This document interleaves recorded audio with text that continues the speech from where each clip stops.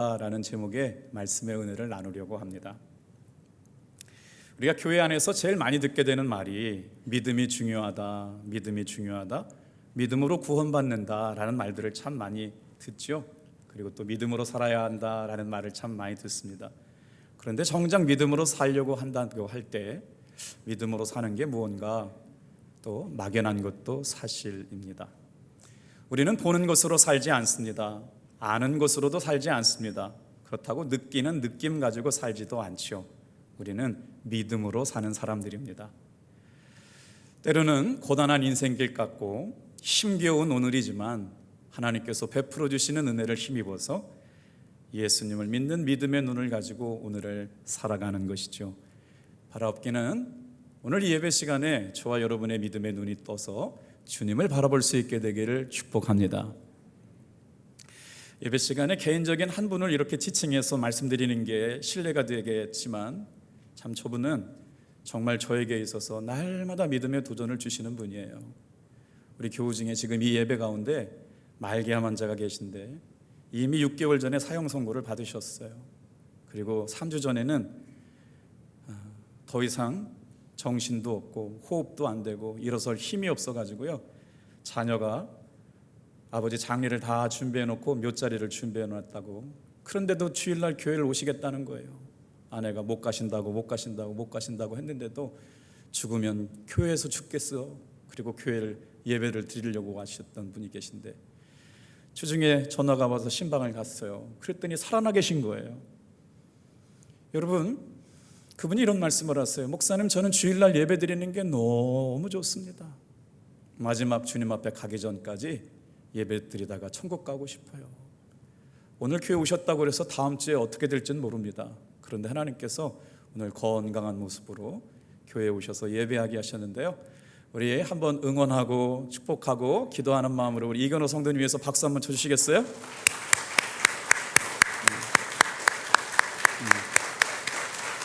할렐루야, 감사합니다.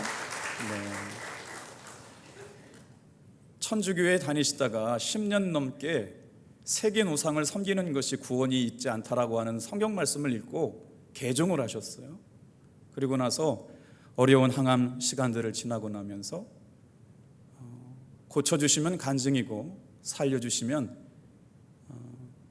살려주시는 은혜를 경험하게 하면 간증하며 살고, 고쳐주시지 않으면 천국 가겠다는 믿음으로 오늘을 살고 계신 분인데요, 지난주 장례 지낼 줄 알았더니 걸어서 저렇게 교회를 오셨네요. 그러면서 예배 드리는 게 너무 귀하다라는 말씀을 드려요. 믿음에 눈뜬 사람들의 삶의 모습이 저와 같지 않을까 생각해 봅니다. 오늘 1절에서 3절의 말씀은 믿음이 무엇인지 믿음에 대한 정의를 설명하고 있는 말씀이고요, 그리고 그 믿음에 따라 살아갔던 사람들의 이야기가 4절에서 40절까지 진행되거든요. 우리 신앙생활을 통해서 믿음에 눈뜨며 사는 것이 얼마나 중요한지 말씀의 은혜를 나누려고 합니다. 요즘 우리 목사들에게, 목회하시는 목사님들에게 굉장히 중요한 화두가 하나 인터넷상에서 돌고 있는데 사진 한 장 보여드릴게요. 누구나 다 아시는 분이죠. 저분이 누구냐면 JYP 박진영이라는 분인데 지금 칠판을 두고 뭐라냐, 대한민국에서 1년에 1,300억을 버는 연예인, 대표적인 연예인이 요즘 노래를 안 만들고 춤을 안 추고 성경 공부를 가르치기 시작했어요. 구원이 뭐냐, 믿음이 뭐냐, 영생이 뭐냐 막 이렇게 했는데 논란의 중심이 뭐냐면 저 JYP 박진영이가 구원파냐 구원파가 아니냐라고 하는 논란이 인터넷상에서 아주 굉장히 활발하게 진행되고 있습니다. 그런데 제가 지금 관심 갖고 여러분과 말씀의 은혜를 나누려고 하는 주제는 박진영이 JYP가 구원파냐 구원파가 아니냐라고 하는 문제가 아니라, 저에게 있어서 관심은 저분이 뭐라고 얘기했냐면 나는 믿음의 눈을 떴다라고 얘기를 했어요. 수많은 인기, 돈, 그러니까 대한민국 1년에 1,300억을 벌 수 있는 사람이 몇 명이나 돼요. 그런 게 중요하지 않다. 나는 이제 복음에 눈 떠서 복음을 말하며 살아가겠다. 그랬더니 인터넷에 JYP는 이단이다, 이단이 아니다 논란이 많아요.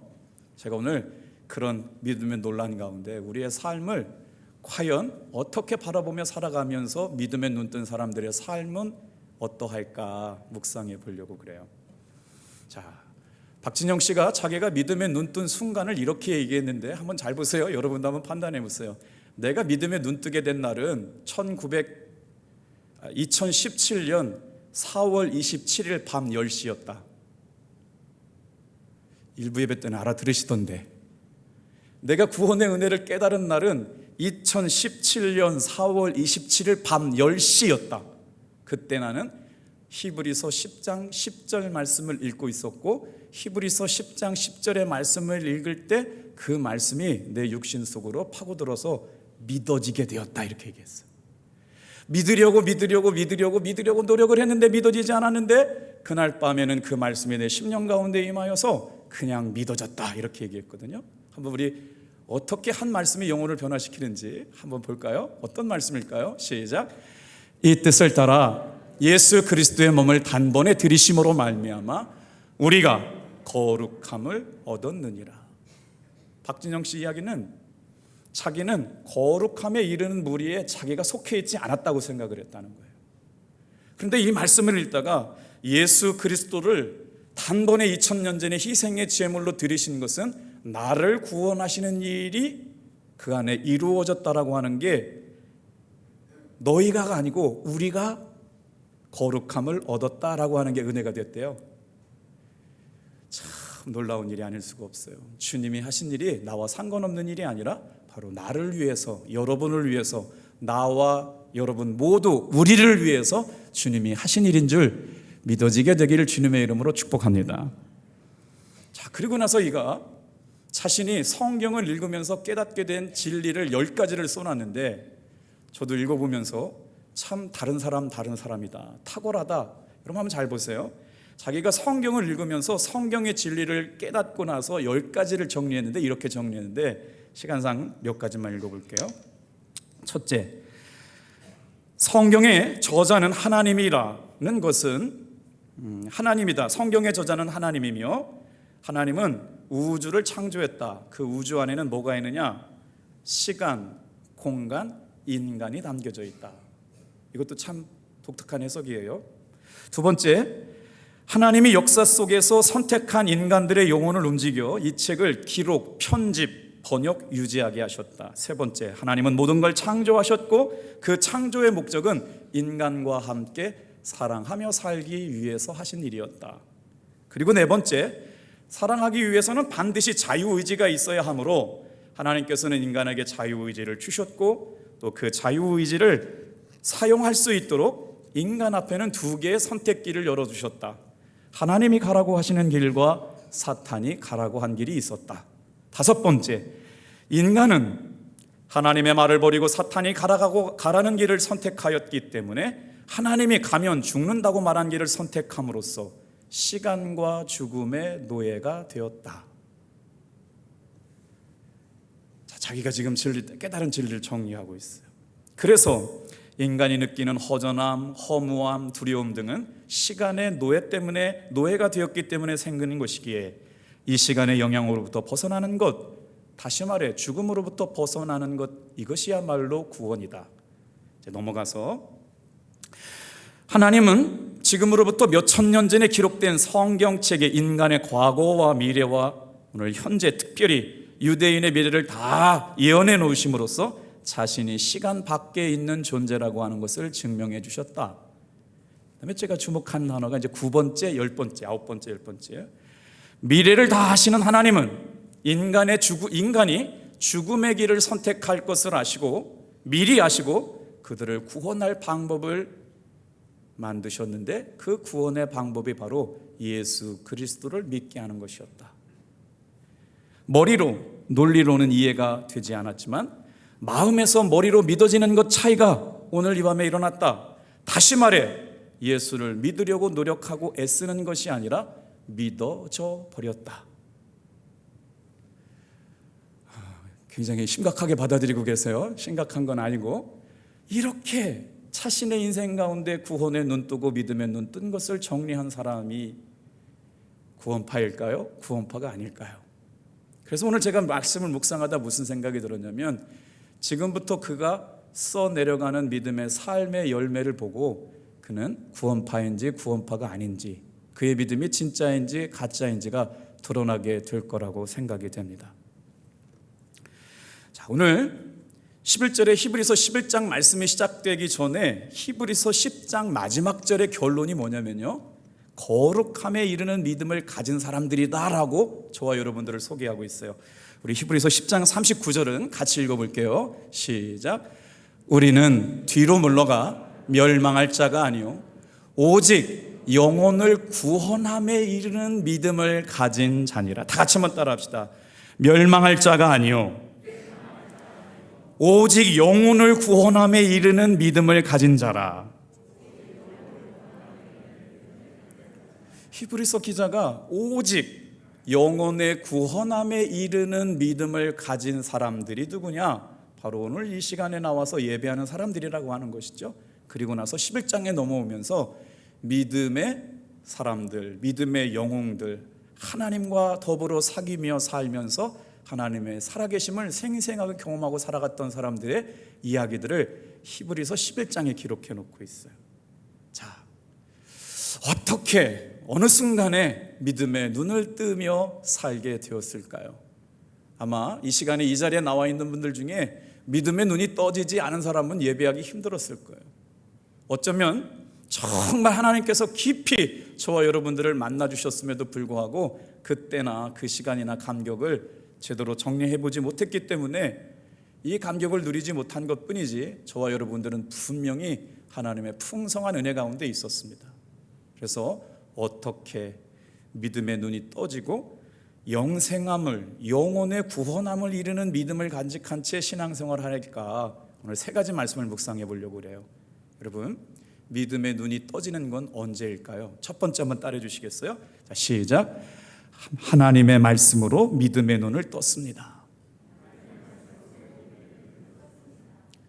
그러니까 오늘 히브리서 11장에 믿음의 영웅들의 이야기가 등장하는데 그 사람들의 믿음의 눈이 떠졌던 것은 어떤 신비한 영적 체험의 순간이 아니라 하나님의 말씀을 통해서 믿음의 눈이 떠졌다는 거예요. 예를 들면 박진영 씨 같은 경우죠. 그도 그냥 말씀을 읽을 때 믿으려고 5년 동안 노력했는데 노력해서 믿어진 것이 아니라 하나님께서 어느 날 갑자기 믿어지게 하신 은혜를 경험했다. 자, 그래서 믿음에 눈 뜬 사람들에게는 특징이 있는데 어떤 특징들이 있느냐? 다 같이 한번 따라해 보실래요? 증거들이 있었다. 그러니까 믿음의 사람들이 믿음을 가지고 살아갈 수 있었던 분명한 이유가 있었는데 그것이 바로 뭐였냐면 믿음에 부인할 수 없는 삶의 증거가 있었다는 거예요. 그래서 그 증거들이 계속 믿음의 사람들에게는 나타냈는데 그 증거를 어떻게 갖게 되었느냐? 3절 말씀해 보니까 하나님의 말씀을 통해서 증거가 확증되었다는 거예요. 3절 같이 읽어볼게요. 시작. 믿음으로 우리는 세상이 하나님의 말씀으로 지어졌다는 것을 깨닫습니다. 세번역 성경으로 읽어드렸어요. 믿음이 들어오고 나니까 하나님께서 세상을 창조하셨고 말씀으로 이루어 가신다는 것이 믿어졌대요. 여러분, 하나님이 보이나요? 손으로 만질 수도 없고 머리로 이해하려고 하지만 잘 이해가 되지 않아요. 오감을 가지고 하나님을 검증해 보려고 하지만 실제 한다는 증거를 갖기는 쉽지 않습니다. 그런데 영이신 하나님께서 저와 여러분의 마음에 찾아오셔서 믿어지게 하여 주셨다. 오직 믿음으로만 볼 수 있고 경험할 수 있는 하나님의 은혜와 사랑을 느끼게 하셨다라고 하는 게 어떻게 그게 가능한가요? 그래서 히브리서 11장의 믿음의 사람들에 대해서 뭐라고 말씀하고 있느냐? 믿음은 보이지 않는 것들에 대한 증거를 갖고 있다. 오늘 예배하는 이 시간에 사랑하는 성도 여러분, 내 힘 가지고 내 능력 가지고 내 실력 가지고 되지 않지만 하나님이 하시는 분명한 믿음의 증거들을 경험하며 살아가게 되기를 축복합니다. 그래서 보이지 않는 세계는 알므로써 믿어지는 것이 아니라 믿음으로써 보여지게 되는 것이에요. 믿음을 가지면서 하나님을 더 깊이 알아가고 더 깊이 알아가게 된다는 것이죠. 자, 그런데 그 믿음을 가진 사람들은 처음부터 믿음이 다 좋았느냐? 그렇지가 않았어요. 고난도 있었죠. 눈물도 있었죠. 아픔도 있었죠. 갈 바를 알지 못하고 갔다고 써놨는데 어떻게 이겨내느냐? 오늘 히브리서 11장 27절에 보니까 세 번역으로 읽어드릴까요? 조금 뉘앙스가 달라요. 우리 화면을 보시고 한번 같이 읽어볼게요. 시작. 그는 보이지 않는 분을 마치 보는 듯이 바라보면서 견디어냈습니다. 주중에 신방을 갔어요. 아주 재미난 얘기를 저에게 들려주셨어요. 목사님, 제 아내를 제가 볼 때는요, 정말 기쁨을 가지고 주일날 예배를 갑니다. 정말 주일날 예배를 드릴 때 얼마나 정성을 다해서 예배를 드리는지 그 모습만 봐도 은혜가 되는데요, 저는 아내의 믿음에 끌려가는 믿음을 가지고 예배 안 드리면 하나님이 벌 주실 것 같은 무서움 때문에 억지로 예배를 드리고 있습니다. 어떻게 하면 제 마음속에 기쁨을 가지고 예배를 드릴 수 있을까요가 질문이었어요. 여러분 한번 표정을 한번 보세요. 와우! 주일날 예배가 너무 좋고 은혜가 그립고 사랑이 막 충만해서 예배를 드리고 있나요? 예배 한번 빼먹었다가 하나님이 쿵! 벌 주시는 게 무서워가지고 억지로 코 끌려가지고 와 계신가요? 너는 아니지? 사랑하는 성도 여러분, 그래서 제가 그분에게 이런 말씀을 드렸어요. 24시간 예수님과 동행하면서 예수님과 사귐을 시작해 보시라고. 저도 요즘은 30분에 한 번씩 예수님, 예수님, 예수님 의지하고 부르짖고 있다고. 그래서 저하고 새끼손가락을 걸고 30분에 한 번씩 예수님을 생각해 보고 진짜 내 마음에 해결되지 않는 삶의 문제가 시원하게 해결될 때까지 주님께 기도하자고 약속했거든요. 여러분, 예배 시간에 눌려있는 것, 근심하는 것, 두려워지는 것, 그리고 불안한 것, 여러분, 내 힘 가지고 해결되지 않는 인생의 문제가 예수님의 이름 안에서 해결되는 것처럼 믿어지게 되기를 주님의 이름으로 축복합니다. 여러분 보세요. 보이지 않는 분을 마치 보는 것처럼 바라보면서 견디어냈다. 보이지 않는 분을 마치 바라보면서 견디어냈다. 이게 믿음이라는 거잖아요. 그래서 오늘 저와 여러분의 삶에 이런 은혜가 있기를 기대하면서 말씀을 묵상하다가 이 말씀을 읽는데, 믿음에 눈뜬 사람들은 거룩함에 이르는 믿음이 있었고 영혼의 구원의 확실함을 가지고 믿음 생활을 하고 있었고, 그 믿음의 삶을 살아가는 사람들에게는 다른 사람들과 특별하게 구별되어지는 특징이 있었다. 그걸 바로 뭐냐면 거듭남의 증거가 있었다는 거예요. 저 사람 보니까 예수 믿는 사람인데 다른 예수 믿는 사람과 달라. 진짜 예수님과 사귀고 믿는 거예요. 예수님과 동행하면서 믿는 거예요. 예수님과 대화하고 예수님께 묻고 예수님께 대답을 받으면서 믿는 신앙생활이라고 하는 것이죠. 그 이야기를 묵상하다가 요한일서 1장 1절에서 4절에 구원받고 거듭난 사람들의 모습이 어떤가를 말씀해주고 있는 걸 찾았어요. 그 사람들에게는 5가지 증거가 나타난대요. 저와 여러분의 삶을 한번 비교해 가면서 내 신앙생활 가운데 이런 영적인 믿음의 눈이 떠진 적이 있었나 한번 살펴볼까요?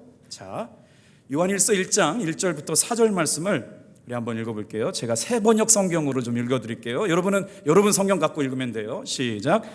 이 글은 생명의 말씀에 관한 것이다. 이 생명의 말씀은 태초부터 계신 것이요, 우리가 들은 것이요, 우리가 눈으로 본 것이요, 우리가 지켜본 것이요, 우리가 손으로 만져본 것이요. 이 생명이 나타났습니다. 우리는 그것을 보았습니다. 그래서 우리는 이 영원한 생명을 여러분에게 증언하고 선포합니다. 이 영원한 생명은 아버지와 함께 계셨는데 우리에게 나타나셨습니다. 우리가 보고 들은 바를 여러분에게도 선포합니다. 우리는 여러분도 우리와 서로 사귐을 가지기를 바라는 것입니다. 우리의 사귐은 아버지와 또 그의 아들 예수 그리스도와 함께 하는 사귐입니다. 그 다음에 4절이요. 우리가 이 글을 쓰는 것은 우리 서로의 기쁨이 차고 넘치게 하려 하는 것이다. 정리 한번 해볼게요. 예수님을 믿고 거듭난 사람의 삶에는 어떤 은혜가 경험되어지느냐? 하나님이 태초부터 계셨다라고 하는 게 믿어졌다는 거예요. 그리고 그 태초부터 하나님이 계신 것이 믿어지니까 지금 이 순간 나에게 말 걸어오신 하나님의 말씀이 들렸다라는 겁니다. 그리고 나서 그 하나님의 말씀이 내게 임하고 나니까 마치 하나님을 눈으로 보는 것처럼 내가 살아갑니다. 라고 말하고 있는 거고요. 그것이 내가 믿음의 삶을 살아오면서 지금까지 지켜본 것입니다가 이게 네 번째 증거고요. 그리고 나서 그 믿음의 눈뜬 삶은 어떤 삶이냐? 하나님을 마치 손으로 만져보는 것 같은, 하나님의 말씀이 내 삶에 이루어지는 것을 눈으로 보는 것 같은 삶을 사는 것입니다 라고 말하고 있어요. 그러니까 교회만 왔다 갔다 하는 신앙에 머물러 있지 않고 뭐라고 말씀하셨어요? 여러분도 서로 사귐을 가지길 원합니다. 누구와 사귀어요? 이 사귐은 하나님과의 사귐일 뿐만 아니라 그의 아들이신 예수 그리스도와 함께하는 사귐입니다. 영적으로 거듭나고 믿음으로 변화되고 눈을 뜬 사람들은 어떻게 해요? 예수님과 사귐이 가능하고 하나님과 사귐이 가능하고 그 사귐 안에서 믿음의 공동체의 삶을 살아가는 것이 신앙생활이고 그 사람들의 모임이 교회다라고 말하고 있는 것이에요. 오늘 저와 여러분들에게 여러분 정말 사모해야 될 은혜가 이런 은혜라고 생각됩니다. 자, 그래서 사도 바울이 자신의 신앙의 삶을 뭐라고 비유했느냐? 아무리 의심을 하려고 해도 의심이 되지 않는 단계에 들어섰을 때 고린도후서 5장 7절에 이런 말씀을 했어요. 다 같이 한번 읽어볼게요. 시작. 이는 우리가 믿음으로 행하고 보는 것으로 행하지 아니함이로다. 믿음으로 행하고 눈으로 보는 것으로 행하지 않는다는 거예요. 달리 말하면 믿음의 눈을 떠서 믿음으로 살아간다는 것이죠. 자, 하나님은 육안으로 보이지 않습니다. 천국도 육안으로 보이지 않습니다. 인간의 영혼도 사람의 눈으로는 보지 않습니다. 사람의 마음도 육안으로는 보이지 않습니다. 미래에 일어날 일이나 장래에 일어날 일도 사람의 육안으로는 보이지 않습니다. 어떻게 바라보며 살아갑니까? 믿음의 눈이 떠진 신령한 눈, 하나님께서 바라보게 하시는 보이지 않는 것들을 믿음의 증거와 경험들을 통해서 알게 하신 것, 믿어지게 하시는 것들로 바라보고 살아가는 사람들이 거듭나고 구원받은 사람들의 이야기라는 것이죠. 오늘 이 예배 가운데 우리의 믿음의 눈이 떠지고 영적인 눈이 밝아져서 하나님과 사귀고 예수님과 동행하며 살아가는 신앙생활 되기를 축복합니다. 그래서 사도 바울이 믿음의 눈에서 다른 성경 버전을 찾아보니까 고린도후서 4장 18절에는 믿음의 눈이 떠진 것에 대해서 이렇게 얘기하고 있어요. 사모하는 마음으로 같이 읽어볼게요. 시작. 우리가 주목하는 것은 보이는 것이 아니요 보이지 않는 것이니 보이는 것은 잠깐이요 보이지 않는 것은 영원함이로다. 하나님 보시기에는 아무리 착한 사람이라고 할지라도 그 사람의 마음속 깊은 곳 가운데는 죄가 있으며 신음하며 아파하며 눈물을 흘릴 수밖에 없는 인생이기 때문에 하나님께서 예수님을 통해서 그의 영혼을 구원하시려고 저와 여러분들에게 구원자를 이 땅에 보내주셨다. 그래서 예수님을 믿는 사람들에게 자신의 모든 죄를 용서해 주시고 생명에 이를 수 있는, 영원한 생명에 이를 수 있는 구원의 은혜를 허락해 주셨다라고 하는 게 믿어지고 고백되어지는 사람들, 믿음에 눈뜬 사람들이 아닐까 싶습니다. 자, 이렇게 믿음에 눈뜬 사람들이 있어요. 그런데 믿음에 눈뜬 사람들의 그 믿음이 진짜인지 아닌지가 어떻게 드러나느냐? 두 번째 한번 묵상해 볼게요. 다 같이 한번 따라해 볼게요. 삶으로 사라지지 않는 믿음은 믿음이 아닙니다. 아마 제가 이제 이 설교가 나가고 나면 박진영 씨를 옹호했다고 비난하는 사람이 있을지도 모르겠고, 왜 설교 시간에 구원파인 박진영 씨를 비유로 얘기했느냐라고 따질 사람이 있을지 몰라요. 그런데 여러분 이 말씀을 잘 들어주셔야 돼요. 그가 써가는 믿음의 이야기가 진짜인지 거짓인지 그의 삶이 써내려가는 삶의 열매가 드러나게 될 때가 올 거라는 거예요. 지금은 사람들이 잘 모르기 때문에 많은 사람들이 주목해서 보고 있지만 그가 써가는 믿음의 이야기가 3년이 지나고 5년이 지나고 10년이 지나서 정말 믿음의 증거가 열려지고 열매들이 맺어지게 되는 걸 보고 드러나게 될 거라는 거예요. 그래서 오늘 히브리서 11장에 등장하는 믿음의 사람들, 믿음의 영웅들에는 그들이 살아갔던 믿음의 삶의 증거가 있었다는 거예요. 여러분, 믿음의 눈이 떠지고 나서 그 다음에 믿음은 절대로 변하지 않았어요. 삶으로 사라지지 않는 믿음은 믿음이 아닌데 오늘 4절, 5절, 7절에 믿음을 가지고 영적인 눈을 떠서 살아갔던 그 사람들을 성경은 뭐라고 기록했는지 한번 같이 읽어볼게요. 4절부터 읽을게요. 아벨이라고 하는 사람이 등장해요. 자, 시작.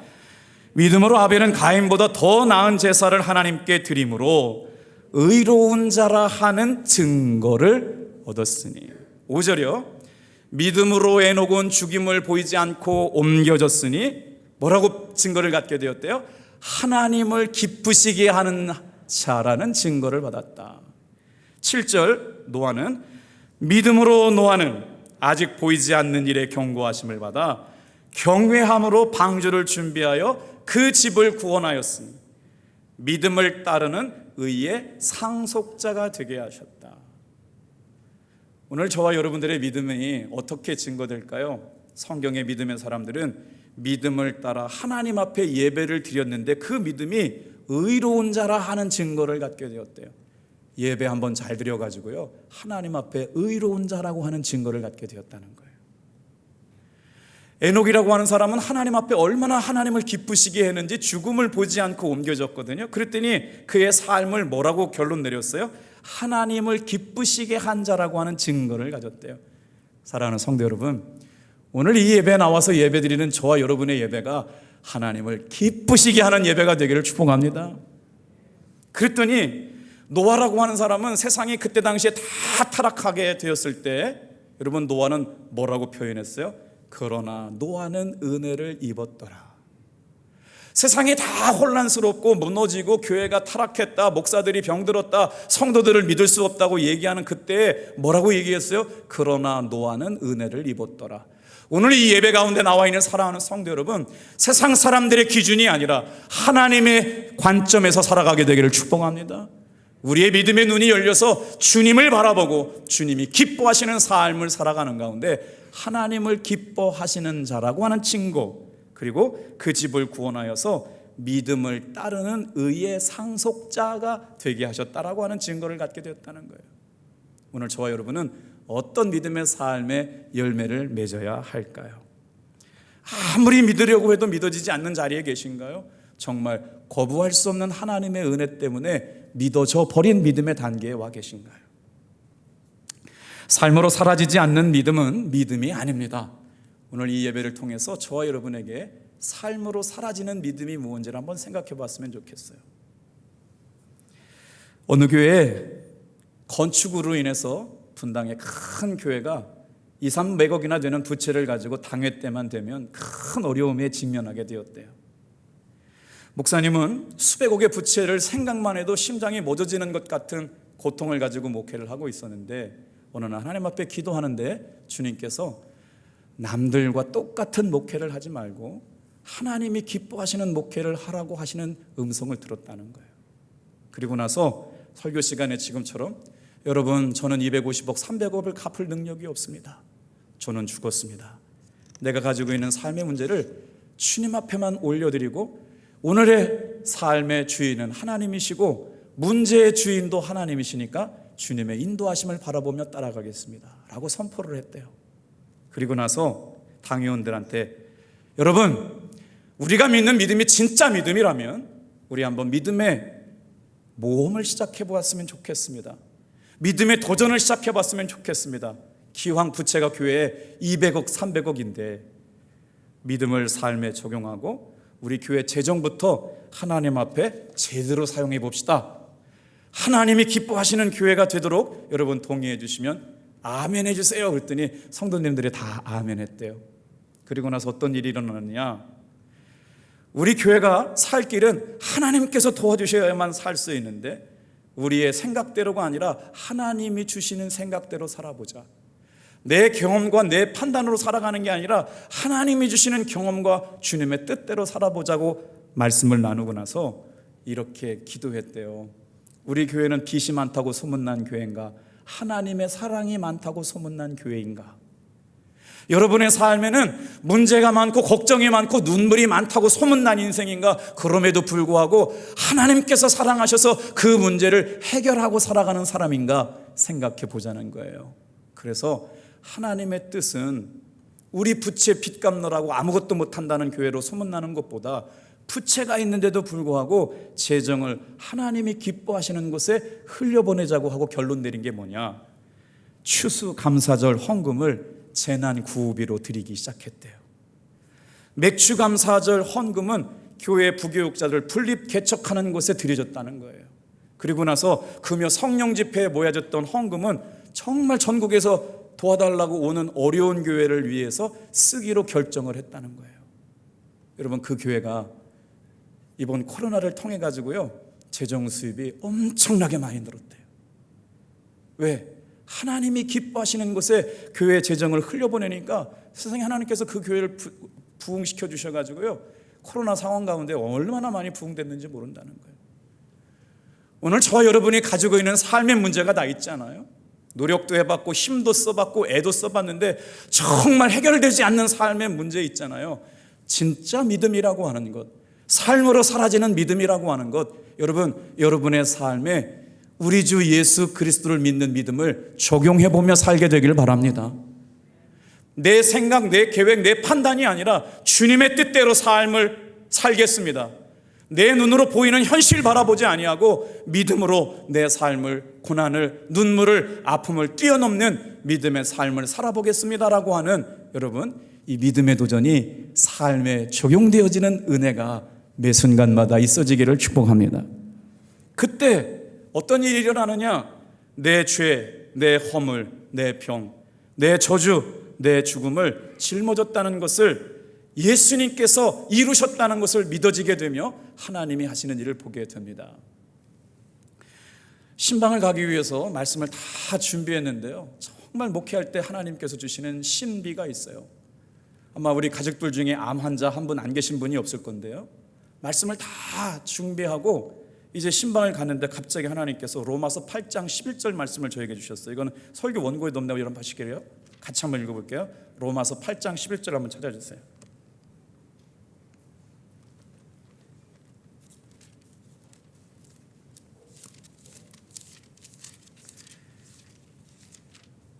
이 말씀이 왜 우리에게 또 저에게 은혜가 됐냐면,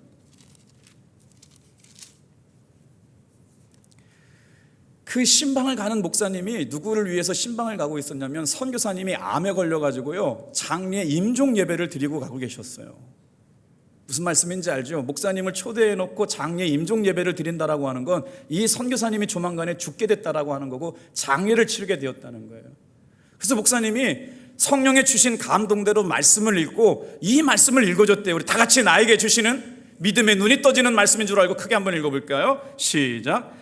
예수를 죽은 자 가운데서 살리신 이의 영이 너희 안에 거하시면 그리스도 예수를 죽은 자 가운데서 살리신 이가 너희 안에 거하시는 그의 영으로 말미암아 너희 죽을 몸도 살리시리라.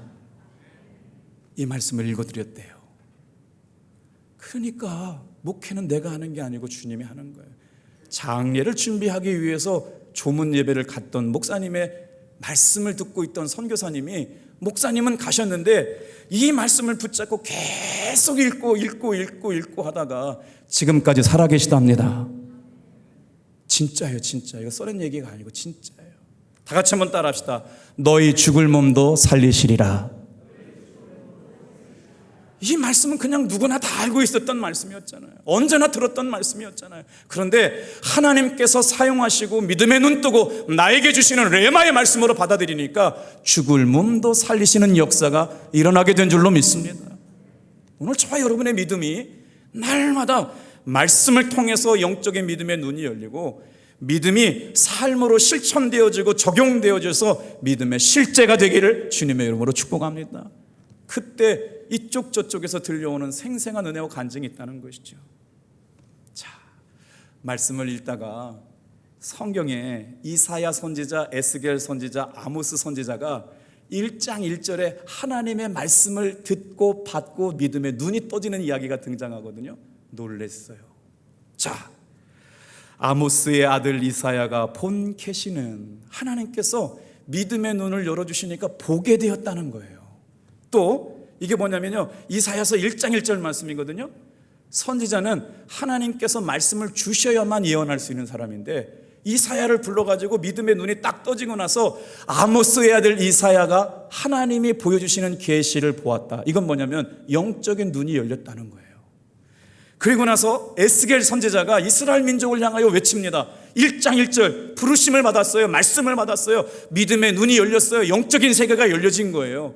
그러니까 사람의 말로 예언하는 게 아니라 하나님의 말로 예언하기 시작하는 거예요. 밑에 한번 읽어볼게요. 하늘이 열리며 하나님의 이상을 내게 보이셨나니. 하나님의 말씀이 마음에 심겨지니까 하늘 문이 열렸어요. 영적인 문이 열린 거예요. 그리고 하나님의 뜻과 계획과 하실 일들을 보게 되었다. 이게 우리 믿음의 성도들에게도 가능하다는 것이죠. 그리고 나서 아모스 선지자가 등장해요. 아모스 선지자, 아모스 1장 1절. 아모스가 이스라엘에 대하여 계시로 받은 말씀이라. 그러니까 하나님의 사람들이 믿음의 눈이 떠지면 어떻게 해요? 하늘의 문이 열리고 하나님이 하시는 일이 보여지고 말씀 한 구절이 내 심령에 심기어질 때 어떻게 되느냐? 여러분, 생명 탄생의 신비가 어떻게 돼요? 엄마 아빠가 사랑을 해서 엄마의 자궁 안에 난 자에 아버지의 정자가 착상을 해가지고 생명이 잉태하게 되잖아요. 그런데 오늘 이 시간도 마찬가지예요. 하나님의 말씀 한 구절이 내 심령 가운데 꽂히면 어떻게 되느냐? 여러분, 베드로전서 1장 23절에서 25절에는 이렇게 되어 있어요. 하나님의 말씀이 우리의 영적인 눈을 여는 것이 얼마나 중요하냐면 너희가 거듭난 것이 썩어질 씨로 된 것이 아니고 썩지 아니할 씨로 된 것이니, 다 같이 한번 따라해 볼게요. 하나님은 살아있고 항상 있는 말씀으로 되었느니라. 그러니까 한 말씀만 내 심령에 심기어져도 그 말씀이 생명을 낳게 될 줄로 믿습니다. 오늘 이 시간에 그런 역사가 일어나요. 이제 결론이에요. 세 번째, 다 같이 한번 따라해 볼까요? 믿음에 눈뜬 사람들은 순종의 삶을 살았습니다. 8절, 9절, 10절, 11절을 읽어볼게요. 그리고 나서 여러분 어떤 믿음의 순종의 삶을 살았는지 밑줄 쳐서 보세요. 8절부터 한번 읽어볼게요. 시작. 믿음으로 아브라함은 부르심을 받았을 때 순종하여 장래의 유업으로 받을 땅에 나아갈새 갈 바를 알지 못하고 나아갔으며. 아브라함의 조상은 어디에 살았어요? 갈대와 우르에 살았어요. 그들의 직업은 우상을 깎아가지고 팔아서 생계를 유지하는 사람들이었다고요. 그런데 아브라함을 불러내서 내가 지시할 땅으로 가라 라고 말씀하시는 그 말씀을 들었을 때 아브라함이 순종하기는 어려웠다는 거예요. 그런데 아브라함이 부르심을 받았을 때 순종하여, 어떻게 순종했대요? 다 같이 한번 따라해 봅시다. 갈 바를 알지 못하고 나아갔으며. 말씀에 믿음의 눈이 떠진 사람들은 삶으로 그 믿음을 증거하며 실제로 살아내고, 하나님의 말씀에 눈이 떠진 영적의 비밀을 간증한 사람들은 그의 삶을 하나님 앞에 순종함으로 영광 돌리게 될 줄로 믿습니다. 여러분, 주일날 예배 나올 때 한번 다른 순종 한번 해보시죠. 15분 늦게 나오시지 말고 15분 일찍 나왔어요. 새벽기도 없이 신앙생활 하는 게 아니라 새벽기도 있으면서 신앙생활 해보고, 하나님 앞에 물질의 주권이 있는 것을 알면서 11조를 드리면서 신앙생활 해보고, 주일날 어쩌다 한번 나오는 것이 아니라 인생의 가장 우선순위가 예배에 있음을 통해서 하나님 앞에 하나님을 기쁘시게 한 자라고 하는 증거를 얻는 여러분 되길 바랍니다. 내 생각과 내 계획 가지고 안 된다, 힘들다, 죽게 되었다고 얘기하는 것이 아니라 넘어지고 슬프고 아픈데도 살게 하시는 믿음의 증거가 있습니다. 이 증거를 간직한 사람이 믿음에 눈뜬 사람들 아닐까요? 갈 바를 알지 못하고 나아갔다. 9절 말씀도 읽어볼게요. 시작. 믿음으로 그가 이방의 땅에 있는 것 같이 약속의 땅에 거류하여 동일한 약속을 유업으로 함께 받은 이삭 및 야곱과 더불어 장막에 거하였으니. 10절. 이는 그가 하나님이 계획하시고 지으실 터가 있는 성을 바랐습니다. 아멘. 하나님께서 저와 여러분의 인생 가운데 계획이 있으시대요. 그리고 나서 나를 위해서 짓고 계시는 집이 있다는 거예요. 그 집이 어느 집이에요? 세상의 집은 다 무너지지만 무너지지 않는 영원한 하늘의 집이 있다는 겁니다. 사랑하는 성도 여러분, 하나님께서 계획하시고 나를 위해 짓고 계신 집이 믿음의 눈으로 보여지는 사람들은 이 땅의 삶의 소망이 아니라 하늘의 소망을 두고 살아가는 사람들이 될 줄로 믿습니다. 그래서 결론이에요. 믿어지지 않는데 어떻게 해요, 목사님? 저도 믿고 싶은데 믿어지지 않는 걸 어떻게 해요? 여러분, 믿음을 위해 기도하시길 바랍니다. 성령님은 예수님이 믿어지게 하시는 영이에요. 그래서 그냥 믿으려고 노력하지 말고 주님 앞에 믿게 해달라고 기도하며 예배를 드리고 주님의 말씀을 묵상하면서 은혜의 보좌 앞에 나와 보시길 바랍니다. 그러면 뭐라고요? 마음의 문을 열어주시고 눈을 열어주시고 마음으로 믿어서 믿을래야 믿어지지 않는 것이 아니라 믿어지게 되는 역사가 일어나게 될 줄로 믿습니다. 오늘 말씀을 묵상하면서 결론이 6절이라고 생각했어요.